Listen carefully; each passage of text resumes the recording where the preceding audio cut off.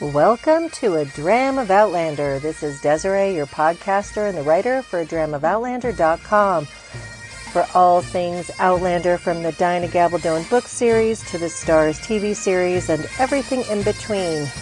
This is podcast episode 119, Drums of Autumn, chapters 8 and 9, week 5.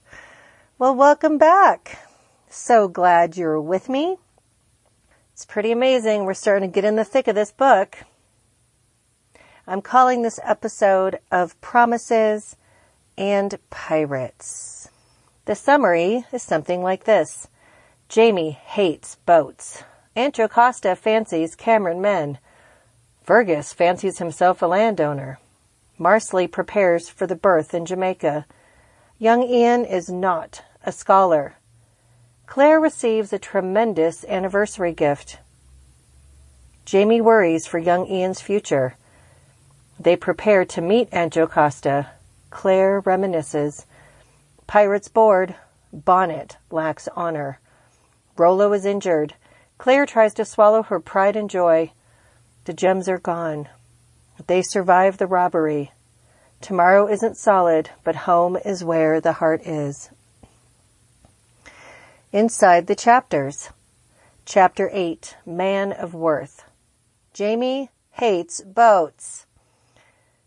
Selling the ruby afforded them to keep the horses and wagon, so Duncan sets off with the heavier goods by land, with Myers as a guide.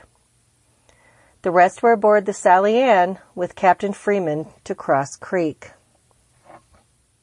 Eilean was not a large boat. The quarters were cramped and it floated mere inches above the waterline. The waters of the Cape Fear are described as peaty brown. Nonetheless, Claire is happy to be away from the governor and his offer. Claire reminds us of Jamie's severe seasickness. It's his one true physical weakness.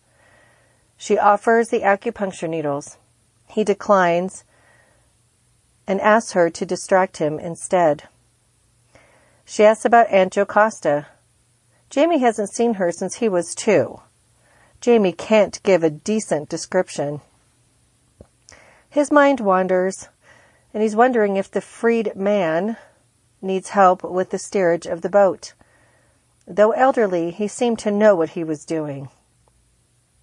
I don't think Jamie likes the feeling of being useless and unable. He then gives the background that he knows of Jocasta.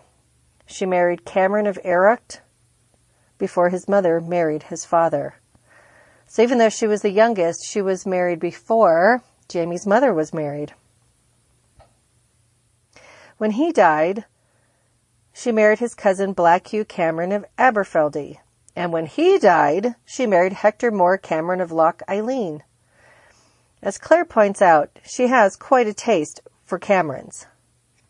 While this conversation is going on, they were still in the harbor working to clear it. And Claire recalls how she last slept upon Jamie's knee in a taproom. She's feeling achy and sore, and they haven't really had any good sleep in quite a long time. I mean, maybe at the guest room that they were in, but that's about it. Poor things. He begins to massage her neck while telling the story of the Camerons. Jamie moved behind Claire so he could use both hands on her neck and shoulders. She nestles her bottom against him and sighs with bliss. You're a very noisy woman, Sassenach.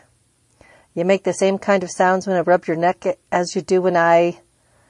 And he thrust his pelvis against me in a discreet but explicit motion that made him quite clear what he meant. I replied and kicked him discreetly in the shin. Fine. If anyone hears me behind closed doors, they'll assume you're rubbing my neck, which is about all you're likely to do until we get off this floating plank. Now, what about your late uncle? It's cute. Jamie's feeling restless. They don't have any time by themselves. Definitely no time for sexy time. No space, opportunity. And it's very different than it is today because we have doors, we have generally bigger houses, and even if we don't, you can close the door and go and use your living room or your kitchen while your kids are sleeping in the bedroom. But people didn't have that kind of opportunity, especially when they were traveling rough. They weren't staying in nice places with their own bedroom. They were sleeping outside most of the time. And that doesn't make for enjoyment for Claire. So the last Cameron of Loch Eilean, he prepared himself for the disaster of Culloden. He escaped the battle, made it home. He loaded all he could in a coach and fled to Edinburgh for a ship bound for North Carolina.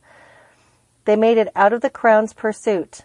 When Hector died, he was 73, and Jocasta had not wed again. Do you suppose there's very many Camerons available for husband number 4? So she's the sole mistress of River Run, which is challenging because of the legal system. A woman having all her own property and running everything wasn't really how it went. And she could get herself into some trouble trying to do it all by herself.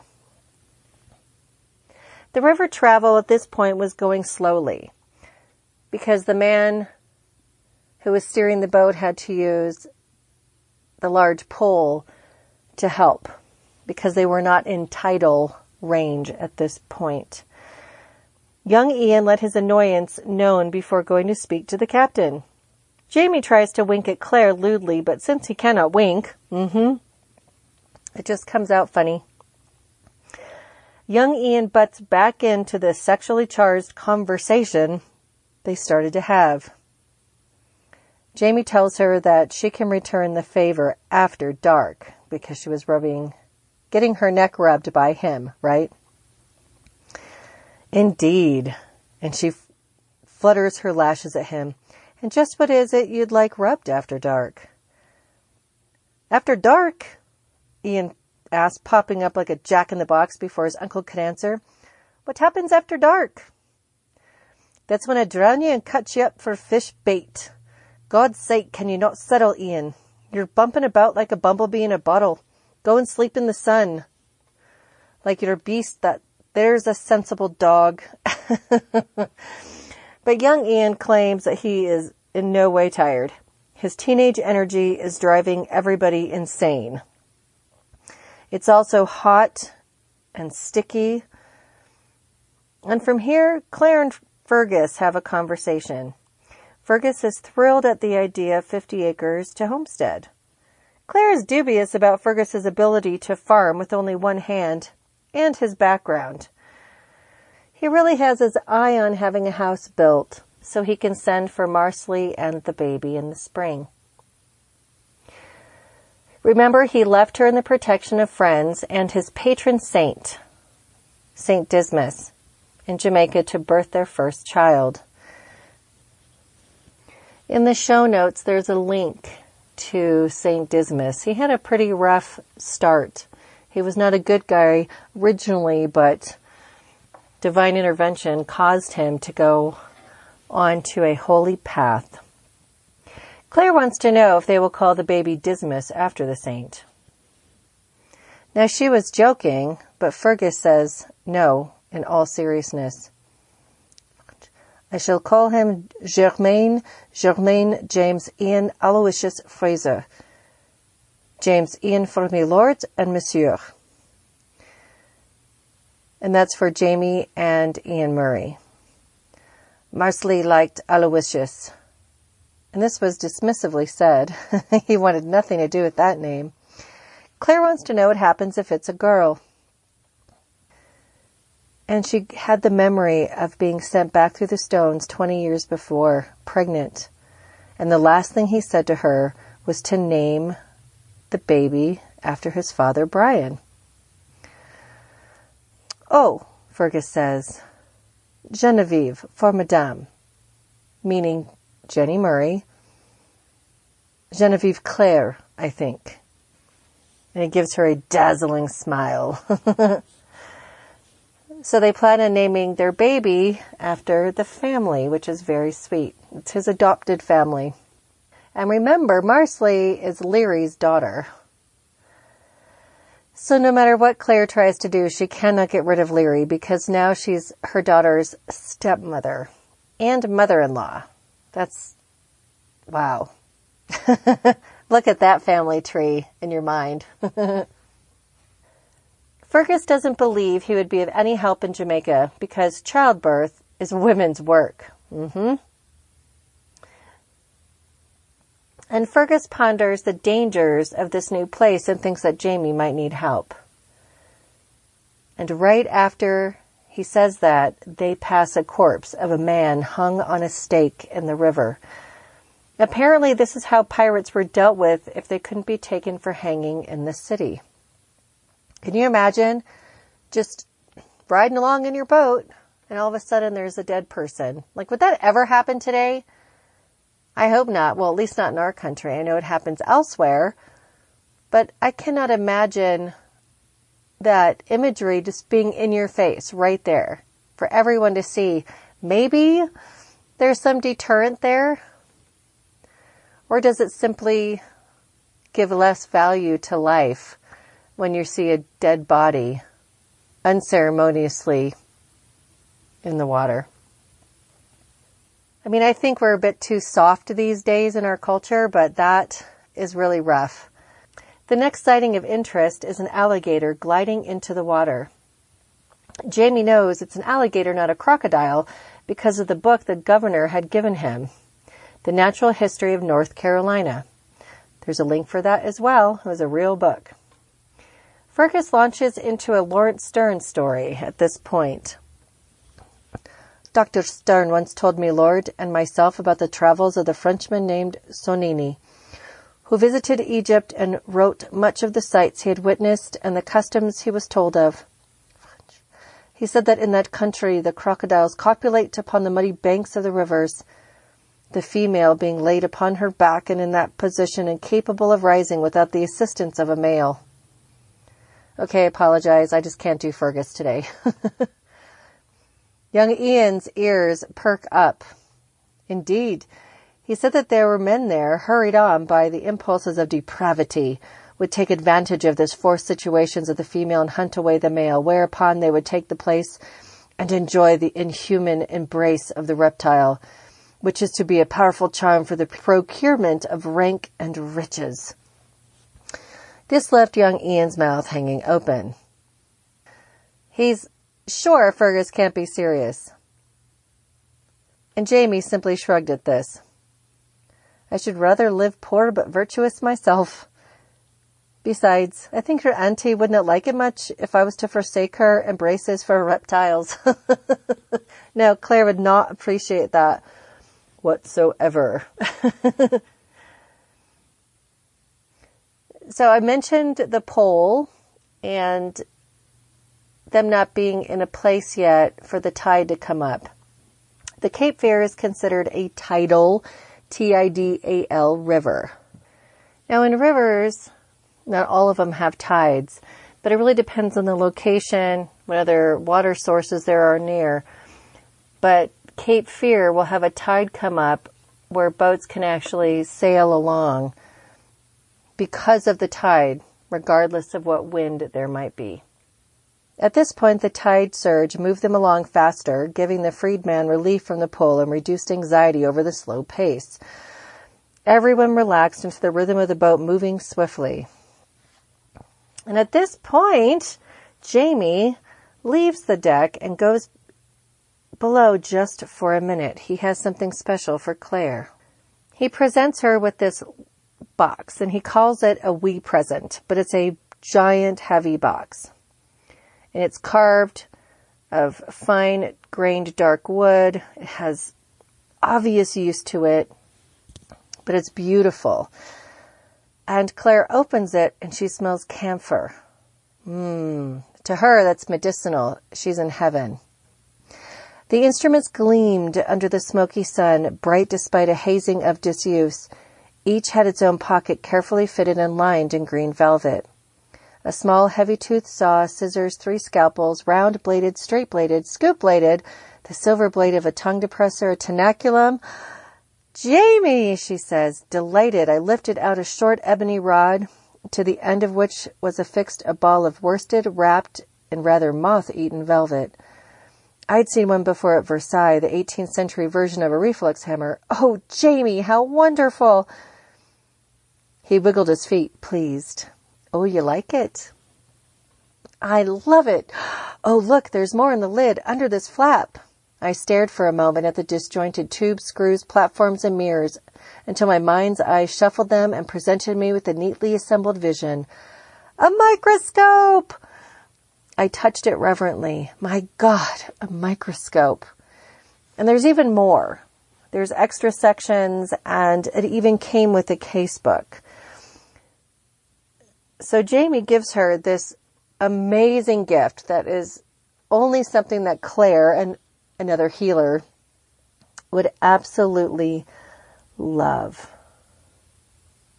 So she's in clinical heaven.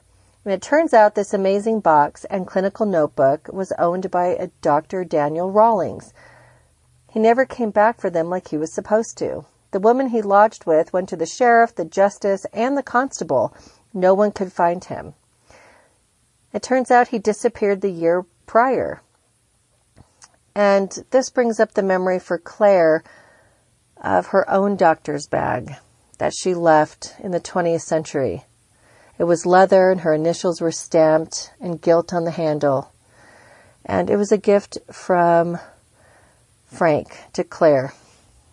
And she gave it to Joe Abernathy when she left, so somebody else would use it and treasure it as much as she did. It turns out that Jamie found the box at the goldsmith's shop. He intended to buy Claire something else, some jewelry, a brooch, but then he saw this. And Claire thinks he's trying to make up for having to send money to Leary. This is what's going on in her mind. He had, with some reluctance, arranged to send the bulk of the proceeds from the sale of the stone to Scotland in payment of promise made to Leary Mackenzie, damn her eyes, Fraser, whom he had married at his sister's persuasion while under the rather logical impression that if I was not dead, I was at least not coming back. My apparent resurrection from the dead had caused any amount of complications, Leary not the least among them. So Claire was trying to tell him that she really didn't mind, and she meant it more or less. You couldn't very well let the beastly woman starve to death, appealing as the idea is. No, he couldn't do that. But that's not why he bought her a present, and so Claire is a little bit flummoxed. 24 years ago today, I married you, Sassenach. I hope you will not have cause yet to regret it. So it was her 24th wedding anniversary. How he keeps track of all those things, no idea, especially when they're on the road and everything's topsy-turvy. So that's exciting. That means Claire's been back. So Jamie's a romantic. That tells me he must have been counting the years even while she was gone, because he remembered such a day, even when they're going through these perilous things. And Claire is just doing her own thing. She has no idea what day it is. I love that. Claire notices the plantations and the greenery as they ride the tidal surge. When the tidal surge ran out, they stopped and ate by the river, but slept on the boat because of the water moccasins, known as Echistrodon piscivorus. Say that 3 times fast. Again, there's a link in the show notes for that. It's a snake. And they're known to come up onto the shore and snuggle with people sleeping there for their body heat. If I woke up and had a giant snake sleeping next to me, I would lose my mind. They don't freak me out because of their skin or their... It's because they can bite you and they move really fast. I don't like that. So in the morning, Claire awoke with Jamie drowsy and aroused behind her. They haven't been able to be alone for a while. I could feel his body curled behind mine, in its paradoxical morning state of sleep and arousal. He made a drowsy noise and moved against me in inquiry, his hand fumbling at the hem of my rumpled shift. "Stop! Remember where we are, for God's sake!" She could hear the shouts and barking of Ian and Rollo, galumphing to and fro on the shore and small stirrings in the cabin, featuring hawking and spitting noises, indicating the imminent emergence of Captain Freeman. Oh, aye, a pity that. He reached up and squeezed my breast with both hands and stretched his body with voluptuous slowness against me, giving me a detailed idea of what I was missing. Ah, well. Foeda est in coitu It what? Foeda est in coitu et breus voluptas, he recited obligingly. Et tedat veneis statum practa. Doing a filthy pleasure is, and a short, and done we straight repent of the sport. I glanced down at the stained boards under us. Well, perhaps filthy isn't altogether the wrong word. I love that they have this feeling about each other. Any other of your partners do that regardless of opportunity? They'll still grab at you and let you know how much they miss you. Jamie means to take his time of it when they finally can get to sexy time. But instead, Claire is spending her time going over the clinical casebook while Jamie tries to give young Ian a Latin and Greek lesson. Unfortunately for Jamie, the lessons were not going well. Young Ian was adept at mathematics, but not at language like his uncle, who spoke several languages. Claire was thankful Dr. Rawlings preferred English to Latin in his clinical writings. As she reads, she gives a proper diagnosis to a patient entry. Bled Mr. Beddoes of a pint. Note distinct lessening of the bilious humour, his complexion much improved of the yellowness and pustules which have afflicted him. Administered black draught to assist purifying of the blood. Ass! Can't you see the man's got liver disease? Probably a mild cirrhosis. Rawlings had noted a slight enlargement and hardening of the liver, though he attributed this to excess production of bile. Most likely alcohol poisoning. The pustules on face and chest were characteristic of a nutritional deficiency that I saw commonly associated with excessive alcohol consumption, and God knew that was epidemic.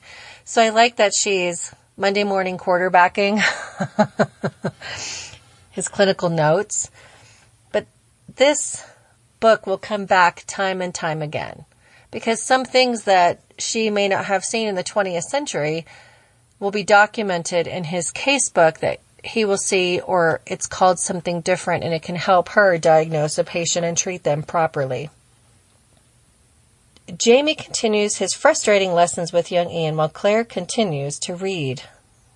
The lessons reach a loud end with Jamie yelling at young Ian and him back at his uncle, Jamie. If they're drinking it, it's not water. I closed the book and got hastily to my feet. It sounded rather as though the services of a referee might shortly be called for.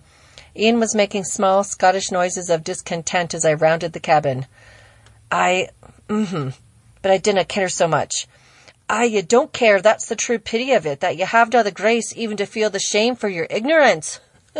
Jamie's sounding a little bit like his sister right now.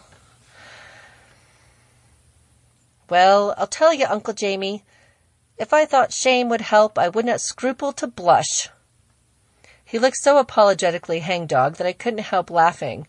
Jamie turned, hearing me, and his scowl faded slightly. You're not a bit of help, Sassenach. You've the Latin, have you not? Being a physician, you must. Perhaps I should leave his Latin schooling to you, I shook my head. While it was more or less true that I could read Latin badly and laboriously, I didn't fancy trying to cram the ragbag remnants of my education into Ian's head. All I remember is Arma Virumque Cano. My arm got bit off by a dog. Ian burst into giggles, and Jamie gave me a look of profound disillusion. He sighed and ran a hand through his hair. While Jamie and Ian didn't resemble each other in any physical respect beyond height, both had thick hair and the habit of running a hand through it when agitated or thoughtful. The hedgerow, a hedgehog. That's what ended up happening. Jamie's concerned for young Ian's future, and he thinks he should be at university like he was when he was his age. Young Ian says his father was fighting in France when he was his age. And Jamie recounts joining Ian Murray 4 years later when he was outlawed. This would have been after his flogging by Black Jack Randall. The first time. They fought together in Flanders with the Scottish regiment. They were there for more than a year, and that was when Ian was wounded and sent home. And they were working with the regiment of Scottish mercenaries under a Fergus. And that's where Fergus gets his name from. Because the Fergus that they worked for was a bonny man and a great soldier forby. That's sweet. Yeah, Claudel, not a great name for Fergus. He's definitely, I like Fergus, Claudel Fraser better. Young Ian, being the baby of the family, had never been told of his father's time in France. He thinks his mother babies him too much, though admittedly she'd scalp him if he went home at the moment. Jamie goes on to explain what his parents would want for him. But your parents didn't want that for you, Ian. If better might be managed, they'd have you grow to be a man of learning and influence. Duin Vassal, perhaps. It was a Gaelic expression I had heard before, literally a man of worth. Same name as the chapter. It was the term for tacksmen and lairds, the men of property and followers who ranked only below chieftains in the Highland clans. So they would want more for him. But really, when you look at how the caste system was, the oldest son tended to get the property, and then the subsequent sons, if they could not find a business for themselves, soldiering was really the only way to go. Like Lord John's oldest brother, and then him. That's really all that they could do. Even if they had a little bit of money of their own, they still had to make their own way. As always, young Ian pushes his uncle back and wants to know if Jamie did what his parents wanted him to do. Jamie puts him in his place while letting the boy off the hook at the same time. He just is concerned for him, and though young Ian is young, he's a man.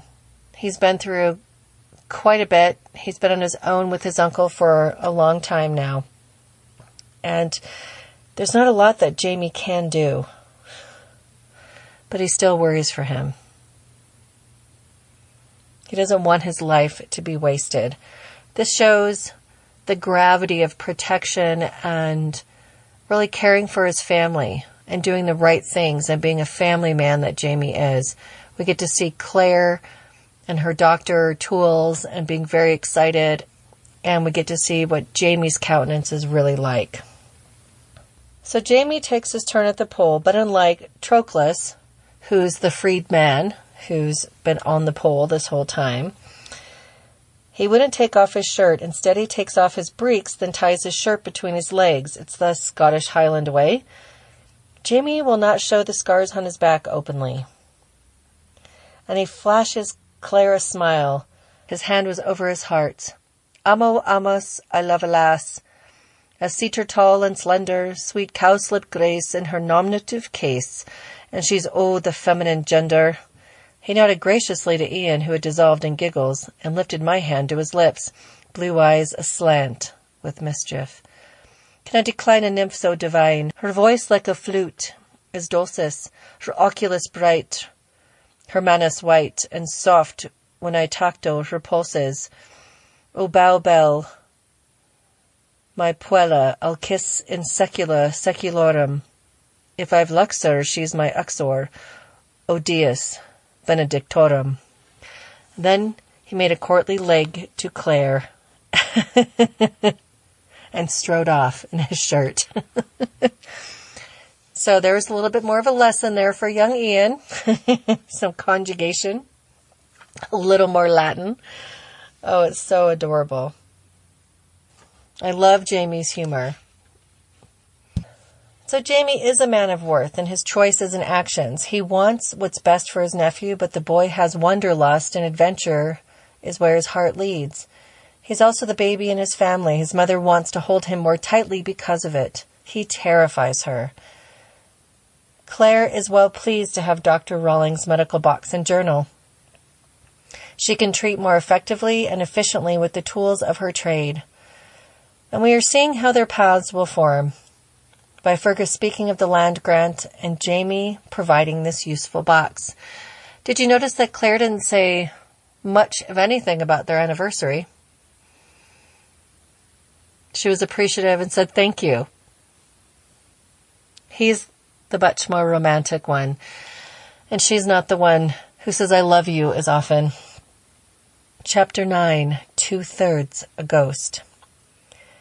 Everything in the opening paragraphs of Chapter 9 describes the landscape and processes as the alchemy of water and trapped sun, with the heat soaking into the ground and water. And Jamie comes alongside Claire. His brief touch causes sweat to erupt. That's how hot it is and how humid. The air is thick with moisture. Claire thinks it smells wonderful, though, of all the green things and sun-warmed wood. You'd have made a good dog, Sassenach. It's no wonder yon beast admires you so. It does smell lovely. When I go hiking, I do that. I stop and I just take in all the smells of greenery and dirt, and I love it so very much. It's not my favorite, the ocean, but I don't have an ocean nearby, so I take the beauty that I can digest. Rollo settles down next to them while young Ian is learning how to cheat at cards in the cabin. Jamie knows young Ian is a man and knows his own business, even though he's a very young one at that. Even if it might cause trouble or send him the devil's way. You know, Claire thinks that young Ian listens to Jamie, but he's still with them and not in Scotland as he was meant to be. So there's that. And the river is narrowing, and near the river an opossum with babies on her back appears. Jamie and Rollo both wonder if they can catch her. They're hunters, those two. Claire hands Jamie roasted peanuts to try. He likes them.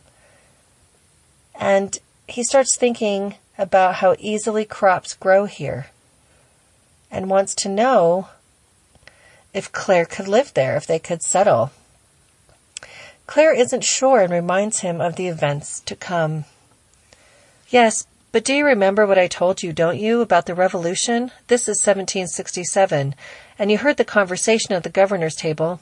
9 years, Jamie, and all hell breaks loose. We had both lived through war, and neither of us took the thought lightly. I laid a hand on his arm, forcing him to look at me. I was right, you know, before. I had known what would happen at Culloden, had told him the fate of Charles Stuart and his men, and neither my knowing nor his had enough to save us. 20 years, 20 aching years of separation, and the ghost of a daughter he would never see lay behind that knowing. Claire tries to convey it might be their fight if they stay in that region. The war is coming. She reflects on Jamie's age with thankfulness. He's still in his prime, but no longer young. He may be tempered now not to run off into every battle that presents. North Carolina is big, and perhaps they could find a place that can remain untouched by future events. Jamie cautiously thinks of Claire as a planter's lady. I could see it as a planter's lady, Sassenach. If the governor will find me a buyer for the other stones, then I shall have enough. I think to send Leary all the money I promised her, and still have enough over to buy a good place, one where we might prosper. He took my right hand in his thumb gently stroking my silver wedding ring. Perhaps one day I shall deck you in laces and jewels. I haven't been able to give you much, ever, save a wee silver ring and my mother's pearls. Oh, he's still worried about that. Even though Claire is pretty low maintenance, she is not into material things whatsoever. Jamie worries he hasn't given her enough, but Brianna is enough for her. This is Brianna's country in her time. She's an American. And Jamie is willing to fight if he can make it a better and safer place for her. Claire tells him she left the heirloom pearls with Brianna. And all she needs is the silver wedding band, nothing more. He took both my hands in his then and kissed them. The left, which still bore the gold ring of my marriage to Frank, and then the right with his own silver ring. Dami bazia mille, he whispered, smiling. Give me 1,000 kisses. It was the inscription inside my ring, a brief quotation from a love song by Culloden. I bent and gave him one back. Den mille altera, I said, then 1,000 more. I posted the translated love song. I think this is Culloden's poem 5. And I put it on Instagram. And it's also on the Facebook page. It's beautiful. And it's amazing that it was written so long ago. And it still gives us just warm feelings and beautiful feelings. I love how they return to the simple truths between them. These moments continue to strengthen and bond them. He wants so much for her, and she needs so little. She only needs him. And it got me thinking. I couldn't put my finger on why I dislike the ring in the TV show so much. I feel that the ring holds brokenness as its lasting meaning. Lollybrock was barely his to give her when they married. He was an outlaw and only laird in name. It was a promise of a home he couldn't return to. Then once he signed it over to young Jamie because of the rising, the ring became a broken promise. He had no home or place to give her. He was no longer a laird. The key was to somebody else's door. The inscribed Celtic ring from the book never alters with the passage of time or events. Now, it's true that in the TV show, I know I try not to cross them, but this was one of those moments I couldn't help myself, was that in the show, he was giving her the only thing that he had. And home. So does it just mean wherever you are, home is? We are each other's home? And I did ask my husband, and he said that that's all he had, and so it was special, even if it wasn't particularly a pretty ring. So I have to give that, even though I don't really like it. It's not to my taste. And even without the book ring, I don't like the ring, just on its own. Even though I'm sure there was some deeper meaning. And I know other people who have the TV show ring and love it, and they see how special it is. And if you go into the Facebook group, there's some really sweet and lovely comments by women whose husbands loved how Jamie gave her that ring. So that's the counterpoint. I do not have the only point of view. We all have our biases, and the ring is one of mine. As they rest for the night, Claire contemplates the Highland notion of hospitality and kinship, the family line, and what Jocasta, Mackenzie, Cameron would be like. Jocasta was the baby of the 5 siblings. Claire, of course, had known Dougal and Colum quite well. She thinks Jocasta will be tall and maybe red-haired, too. Claire ponders what Jamie will say when asked about the last time he saw Dougal or Colum. Remember, Jamie killed Dougal in Claire's defense, right? And that was right before Culloden, and Colum had died of his disease just before. And after going through her busy brain, she joined Jamie in sleep, after watching his ease of sleeping anywhere. Claire wakes to them being boarded by pirates. Rollo tried to bite one of them, and he was injured in the process. Claire told one of the masked men she wanted to help the dog. He waved her on with his pistol. Rollo was conscious and whining. Claire found him to have a strong pulse. He's not seriously injured, and he's so okay that Ian even has to hold him back from going after the pirates once more. The leader of the pirates is none other than Stephen Bonnet. Remember the guy they let go who was in their wagon when they went to go and bury Hayes? Yeah, the guy that Jamie worried about letting go because maybe the crown was right and he should have been hanged. He's back.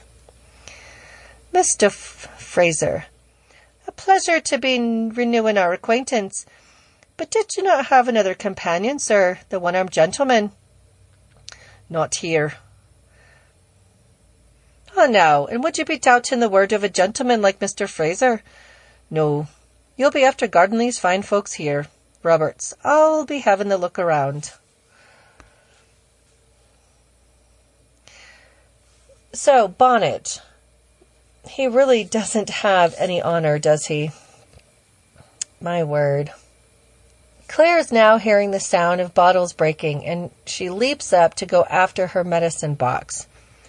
Don't you dare touch those, I said, and snatched the nearest vial from the chest. I popped out the cork and flung the contents in his face.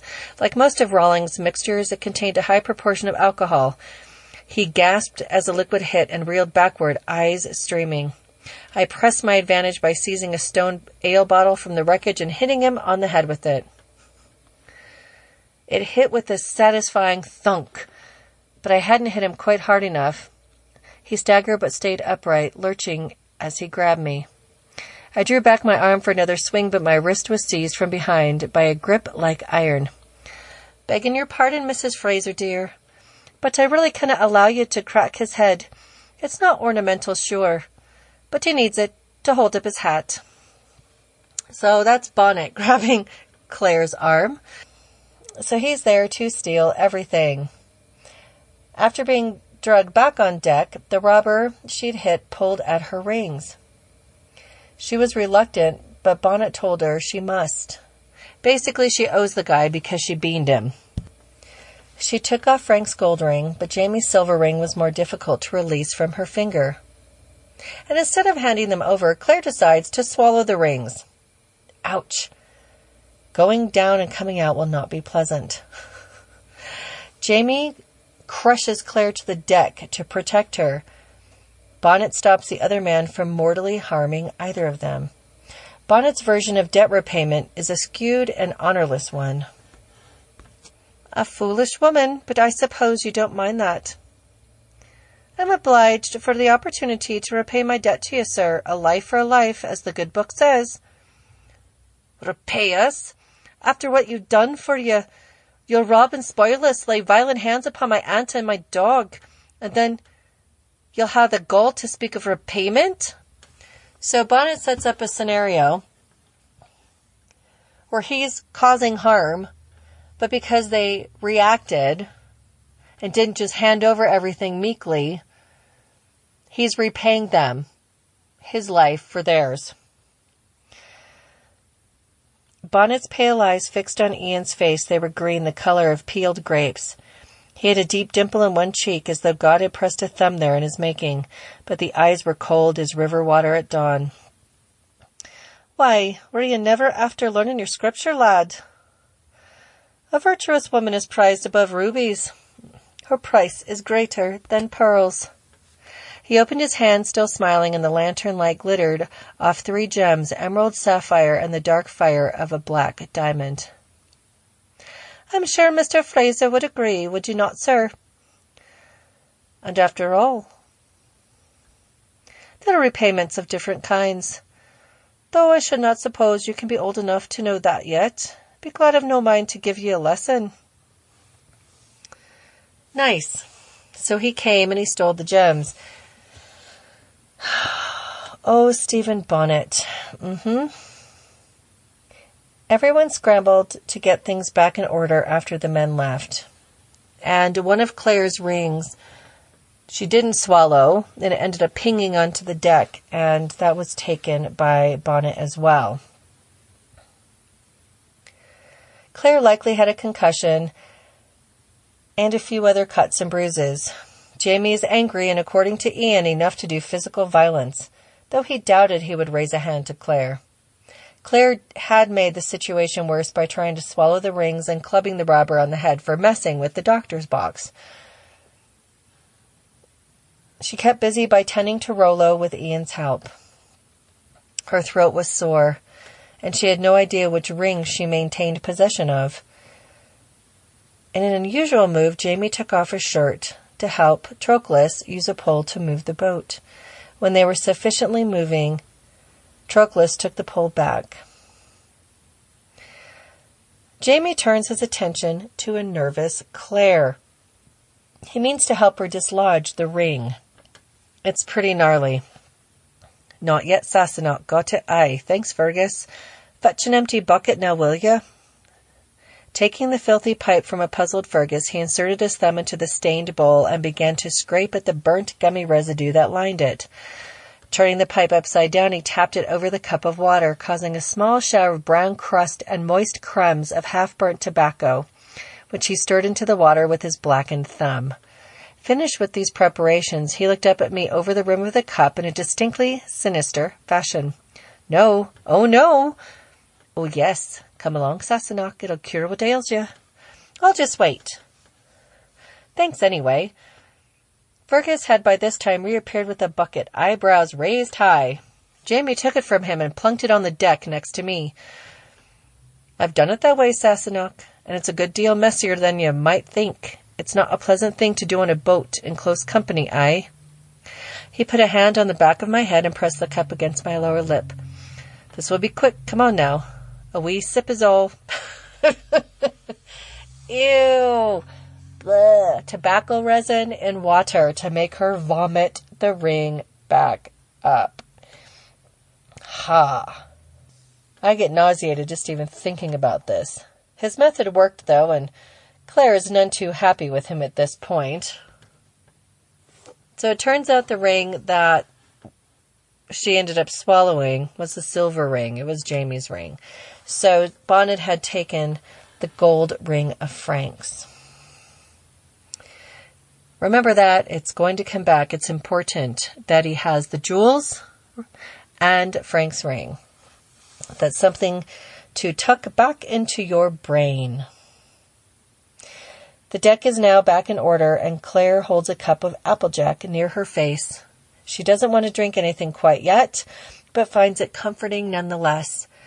Applejack was made from a different process of distillation, and it caused really relentless hangovers, apparently, but it was faster and more alcohol than hard cider was, and so people drank it.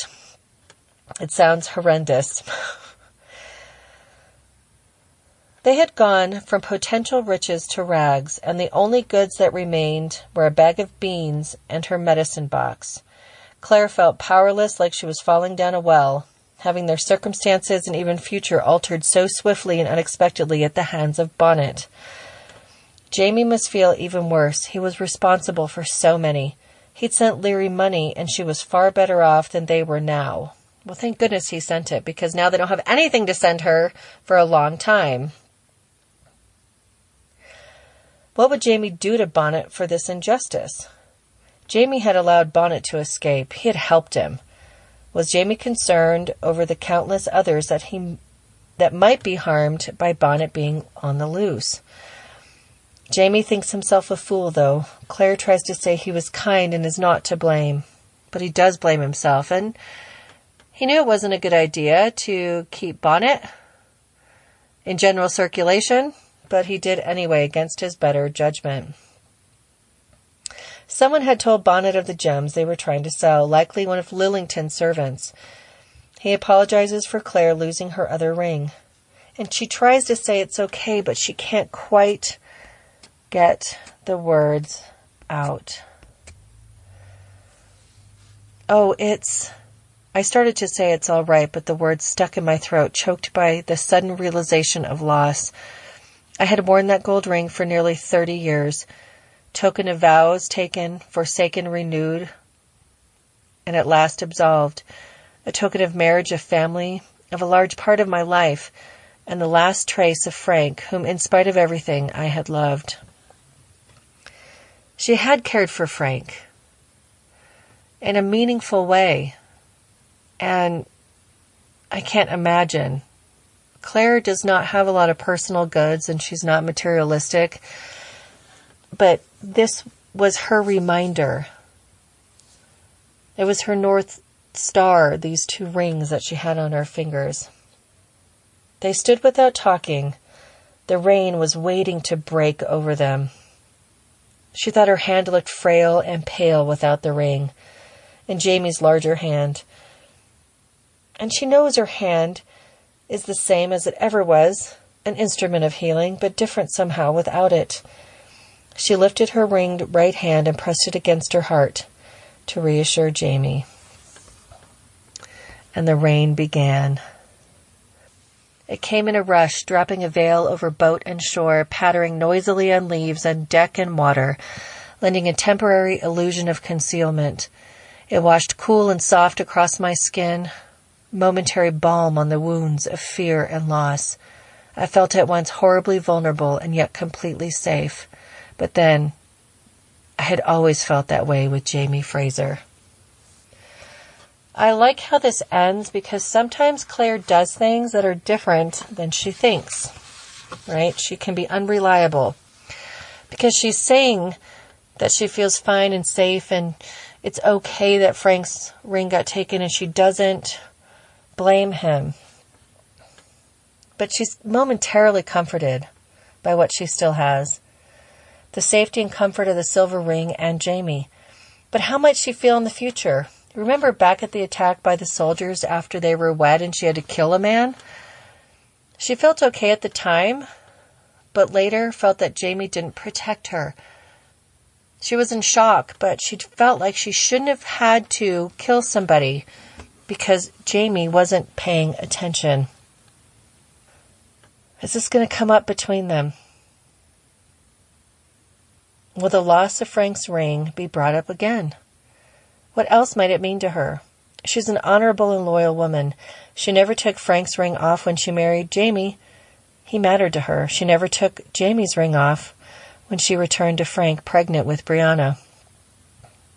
The touchstones in her life that she could hold on to and see, super important. She was a vagabond growing up.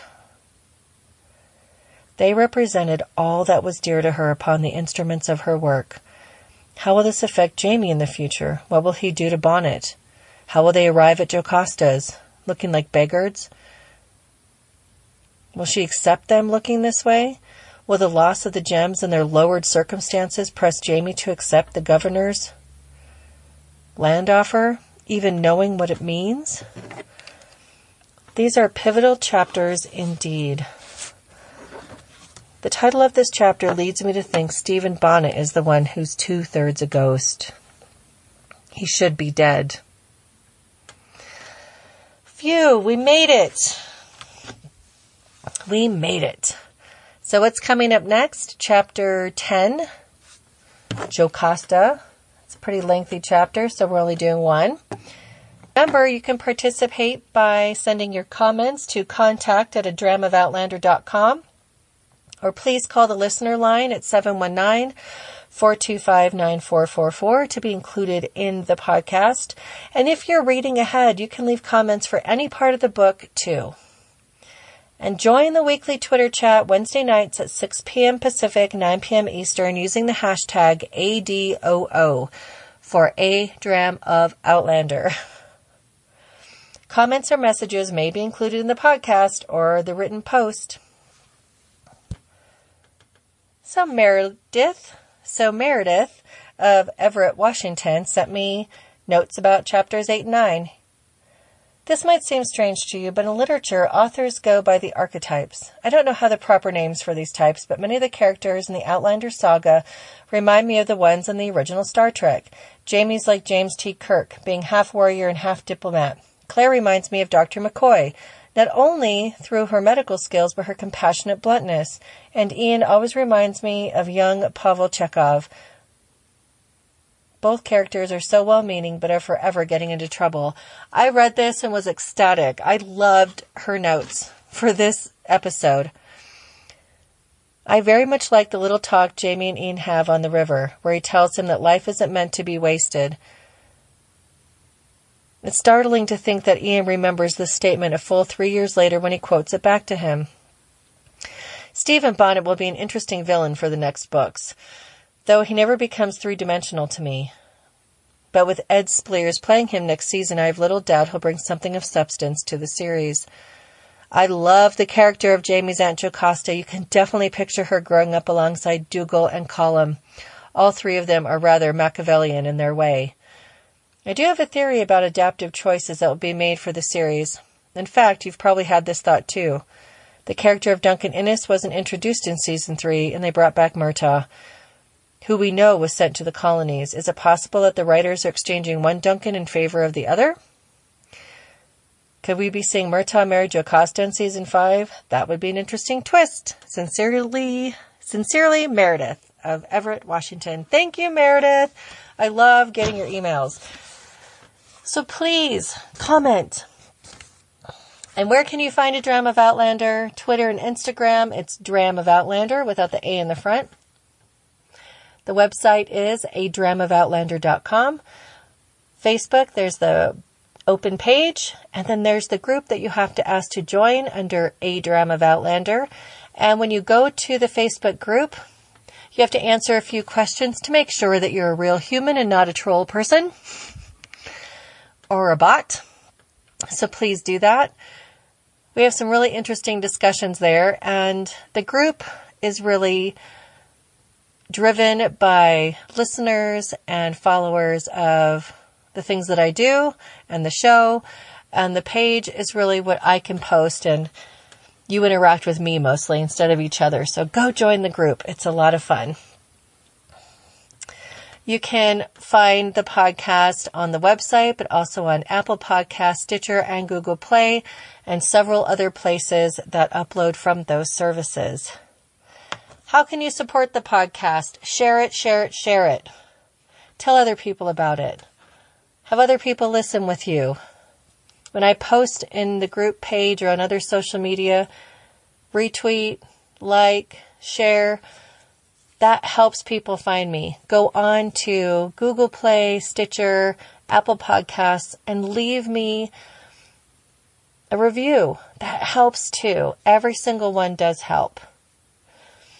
You can also financially support the podcast, and I appreciate every dollar because I'm a solo person running everything and doing everything, and there are maintenance costs to having the website and the podcast every single month. And you can go to patreon.com/adramofoutlander and even pledge as little as $1 a month. And if you'd like to send a one-time offering, email or leave a voicemail, and I will tell you how to do that. And I appreciate you all so much, and I appreciate you for listening every single week. And I love this book, and I love these characters, and I hope to get your feedback and your comments and points of view, because I'm only one person. And though I've been reading these books forever and ever and ever, there's always room for more discussion. And that's one of my favorite things about how Diana Gabaldon writes, is it's so textured and so layered that you can go back to it over and over and find something new. A lot of authors, even if they're enjoyable, their books don't do that. They don't leave you searching for deeper meaning or finding the other links in the subject matter, because when you read through the first time, it's voracious and you get like all the surface, and you read back through the second, third, fourth time, now you're getting the nuances and you're seeing where things connect and how that web is and how all the pieces come together. And I really loved what Meredith had to say in her email. Yeah, they kind of remind me of those characters too, now that I think of it. So I hope to see you here next week, or have you join me next week. And we still have 30 episodes to go. And as always, thank you for listening. And I do this for you. So I want your feedback, your critique, whatever you have to say to me. I'm a big girl and I can handle it. So thank you very much. And until next time, slán je va.